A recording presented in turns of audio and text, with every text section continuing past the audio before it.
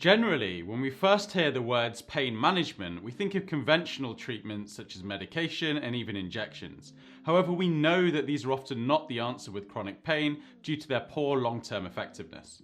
With pain medication, our bodies get used to these very quickly, and this tolerance often leads to people experiencing more side effects than benefits. But just because medication is often not the answer, it doesn't mean there isn't anything that can be done to manage pain. In fact, there are many other and more effective ways to manage chronic pain in the long term apart from medication. So in this video, I'm going to let you know the top chronic pain management strategies for 2023. Hey friends, Mahin here. Although I can prescribe medication as part of my role as an advanced practice physiotherapist specialising in pain management, most of my job is helping people reduce off high levels of medication that isn't helping their pain. I then focus on helping people develop non-medication strategies to manage their pain, and these have proven to be more beneficial in the long term. Today I'm going to give you an insight into the strategies I help my patients develop and the ones that I'm focusing on this year to manage pain. I'm not going to talk about how pain works and the science behind this in this video today, as it's going to be quite a lengthy one already. But if you'd like to learn more about this topic after this video, then I'm going to leave a link to my Understanding Pain playlist in the description below. When someone's experiencing pain ongoing for longer than 3 months, this is what's called chronic pain. The word chronic here means longer than 3 months. In chronic pain, there is an overprotection or sensitization of the nervous system, which leads to it looking out more readily for any potential perceived threat or danger. As the threat system is very active, anything that can reduce this overprotection is going to be helpful in managing pain. And mindfulness is just one way of doing this. On average, we have about 70,000 thoughts a day, and most of these thoughts are spent ruminating or worrying about things that have happened in the past, or thinking ahead and worrying about things that are going to happen in the future. It's very, very rare for our thoughts to actually be in the present moment. And a lot of the time, we are time traveling with our thoughts, either in the past or in the future. So what mindfulness really means is having an awareness of the present moment. It's not really like meditation, which is more of a formal practice, but mindfulness can simply be aware of the sounds around you, the smells, the tastes, if you're eating, for example, or it might even be that you are just being in the moment and not letting your mind time travel as much. It helps contain the mind to the now, to the present moment, which calms the threat and drive systems and enhances the soothing system. This helps to reduce the perceived threat and helps to calm down and reduce the sensitivity and protection of the nervous system. Another top strategy for managing pain in 2023 is values-based goal setting. Now, I'm not going to talk about this too much today because I've done a previous video on how I help my patients set values-based goals that I'm going to leave a link to in the description below in case you want to check that out. But effectively, our values are what are of most meaning and importance to us in our lives. And like a compass, values give our lives direction. Okay, they're how we want to lead our lives. Now, in pain management, setting goals around the things that really matter to us, our values, is a really, really important tool in moving forwards with pain and beginning living the life you want to lead in the presence of pain. This is one of the first things I do with all of my patients. First of all, help them to identify what matters to them, what their values are, and then working on a long-term goal associated with that value and breaking that down into shorter-term goals that they can achieve in the next week or in between our appointment times so that they start to get small wins and move towards that bigger goal, living in life with their values. So something that ties in quite nicely with values-based goal setting is obviously exercise and physical activity, as a lot of these goals may be physical activity based. So one reason why exercise is important in pain management is because when we do exercise, we can get what's called exercise-induced hypoalgesia. Basically, this means that we get a little bit of pain relief following some exercise. You may have felt this before if you're struggling with pain, when you actually are active, your pain is okay at the time, and then perhaps a little bit afterwards, later that day or the next day, you start to feel the increased pain. And that's because maybe the hypoalgesia that's present after exercise has started to settle down a little bit. One of the mechanisms that this exercise-induced hypoalgesia occurs is by the release of our endogenous opioids. So these are opioid chemicals that our bodies release naturally, and these are things like endorphins that are released after exercise. Those endorphins bind to opioid receptors in the body, and that can help with some pain relief after exercise.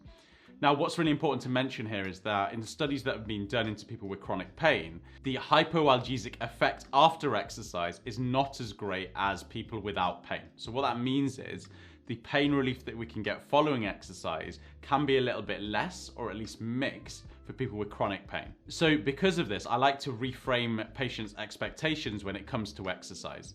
So the way that I put it is, in the absolute best case scenario, okay, when we start to exercise, after a while, we will get improvements in our function, okay, and our physical capacity, and you may get some improvements in your pain levels, okay, that's best case scenario.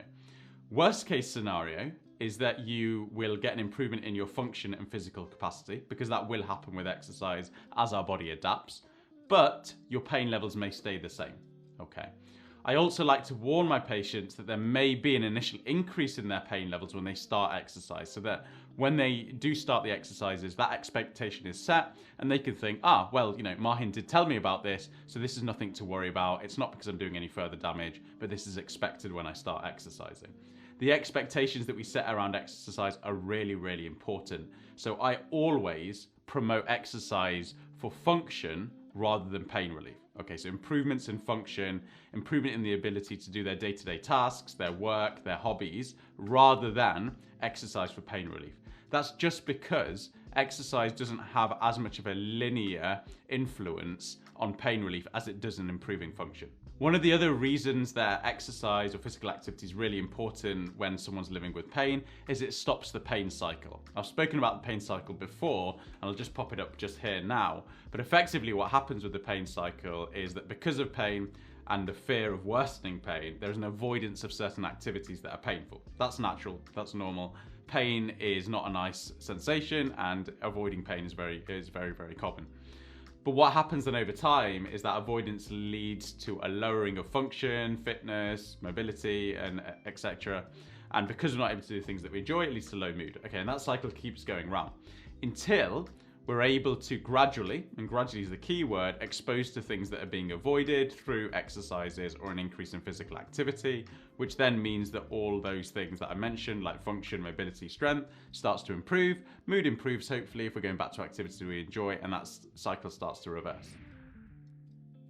So pacing, planning, and prioritizing are really effective activity management strategies, okay? So I've just mentioned gradually increasing activity levels over time and how to maybe go about that. But what's also important is to make sure that we're not going through what we call the boom-bust cycle. The boom-bust cycle is when we have periods of increased activity, perhaps on a good day, okay, to make up for all the missed activity on the bad days. And because we have this sudden increase in activity, we then get a dip in activity, okay, for a few days after, because pain has kind of pushed back harder.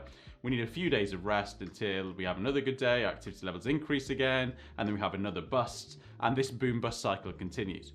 It's not a sustainable way of managing activity levels over time, and it can lead to a reduction in function in the long term. So one of the ways to manage this is through pacing, and pacing is basically stopping before the pain stops you.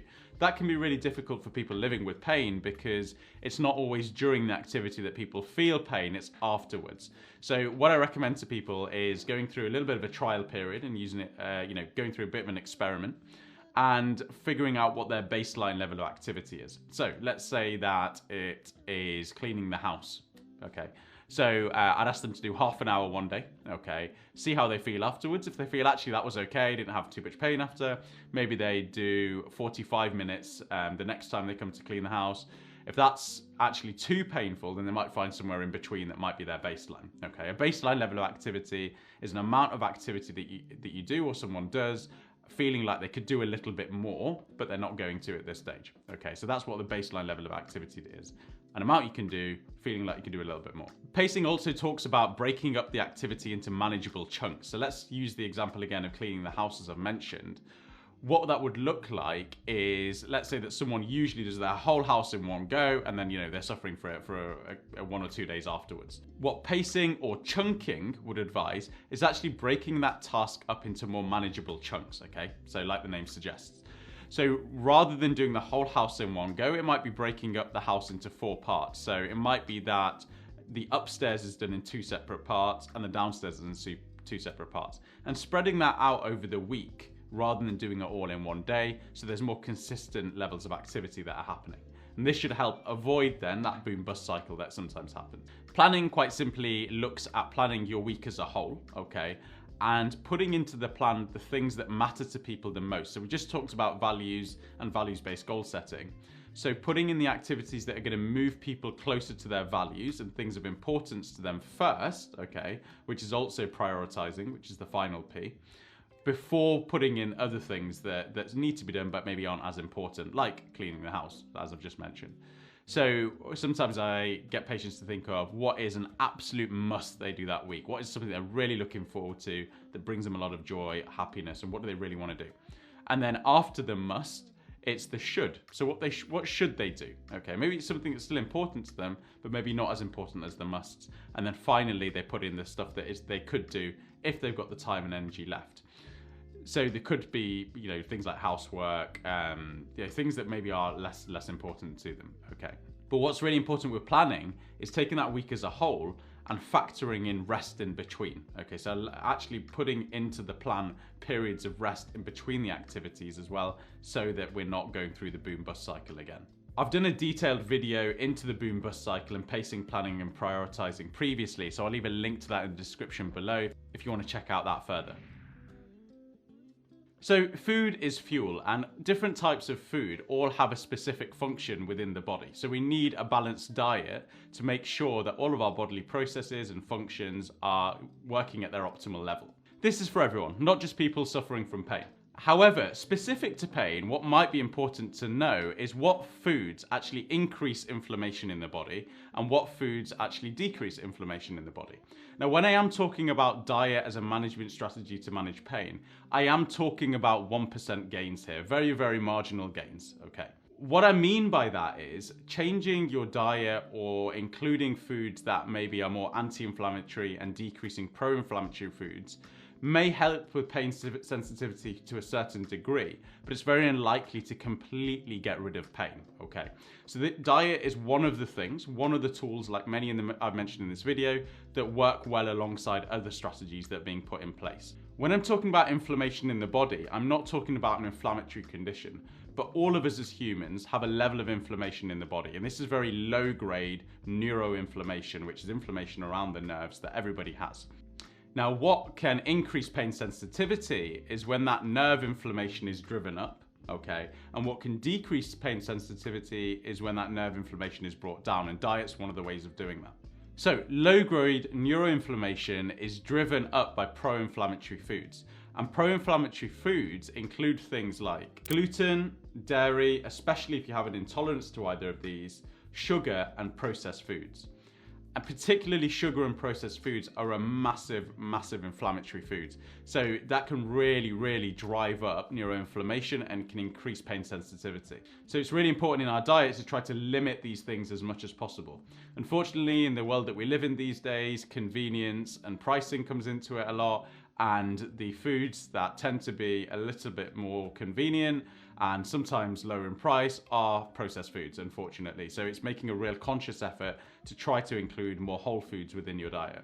On the flip side, those foods that decrease neuroinflammation are the anti-inflammatory foods, and this includes things like fish oil or omega-3, turmeric, pro and prebiotics and fiber, and magnesium. There's now a growing body of evidence to show the links between our mental health and our diet, and our gut is now known as our second brain, okay? And we also know the link between mental health and pain as well. So our diet can affect our mental health, which in turn can affect our pain, but also because of that nerve inflammation that I mentioned earlier. Okay, so I'm not going to talk too much about sleep in this video because I've done a video before previously that goes through more information on sleep. Again, that I'll leave a link to in the description below. But what's really important about sleep is not only the quantity of sleep, so the amount of hours that we're getting, but also the quality of sleep. For adults, what's recommended is between 7 to 9 hours of sleep. But if you're anything like me, as soon as your head hits the pillow, you probably don't drift off to sleep straight away.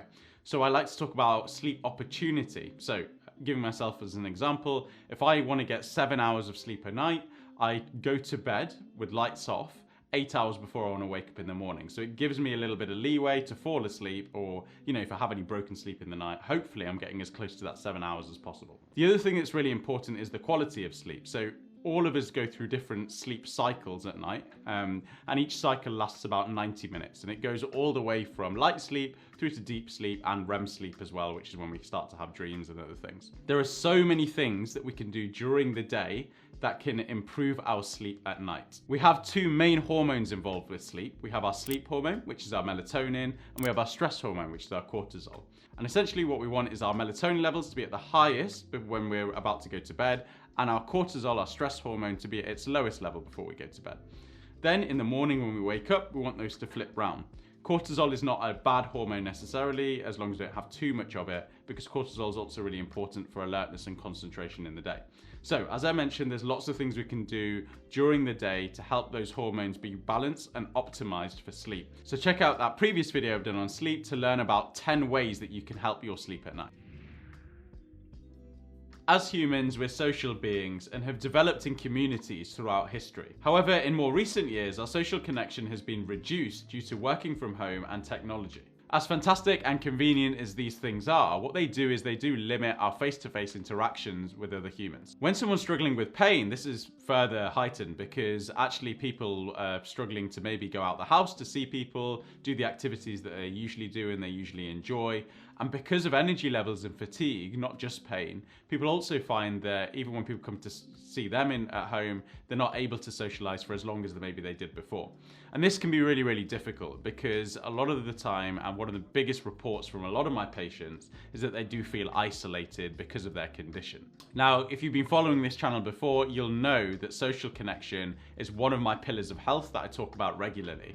And that's just because of what I mentioned before, that we are social beings and we do need that connection. So because pain can lead to isolation, which can lead to loneliness and increased social anxiety, what's really, really important is to see how we can get some social connection into lives. So this might be through using technology to begin with, text messages, phone calls, it might be video calls, and it might be then building up slowly to people coming over to visit, for short periods of time, spending time, or thinking back to the values-based goals. If a value of someone is social connection or friends, spending time with family, then actually one of the goals might be working towards being able to go out for a coffee with that person, a walk with a person, or going for a meal. This is why the goal setting that I talked about earlier is so important, because it draws together a lot of the strategies that we talk about in this video. So although things might not be able to be done the same way that they were previously, it's important to find a way and problem solve around social connection, because it is so important for our health and our well-being. Okay, so lastly, flare-up planning. So this is really important to do when you are not in a flare-up. And if you have patients who are living with pain, sometimes what I do is I go through in clinic a bit of a flare-up plan with patients so that they have that written down as almost like a blueprint to follow when they are experiencing a flare-up. With flare-ups, it's not just increased pain and fatigue, but also it can be difficulties with cognitive processing or things like concentration and memory. So having things written down is really important to turn to. On the flare-up plan can also include things that are to be done when not in a flare-up. And this might be things like batch cooking. So when someone's going through a better period, if they're doing a period of cooking, they can then freeze that food so they know when they're in a flare-up that they've got some healthy food in the freezer that's been cooked, rather than turning to the processed food that we talked about earlier, or takeaways, which may actually prolong the time that someone's in a flare-up because they're not getting the nutrition they need, and also because they might be eating foods that might be increasing that neuroinflammation that I spoke about. What's also really important about flare-up planning is communicating needs to others. So this is something really important to encourage your patients to do, or if you're living with pain, have a discussion with people that you're living with about what you need during a flare-up. Okay.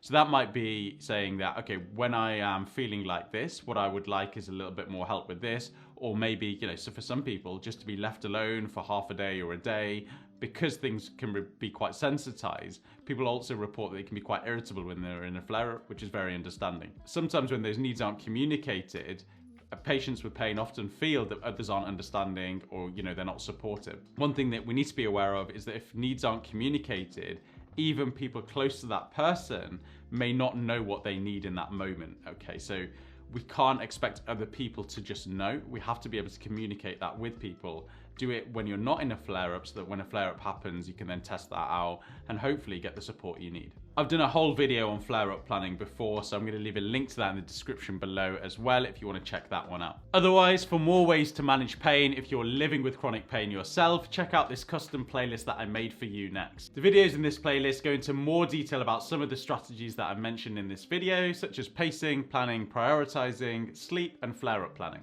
Or if you're a health professional who sees people living with chronic pain, then check out this playlist next that I made for you. Thanks for watching, have a lovely day, and I'll see you on the next video.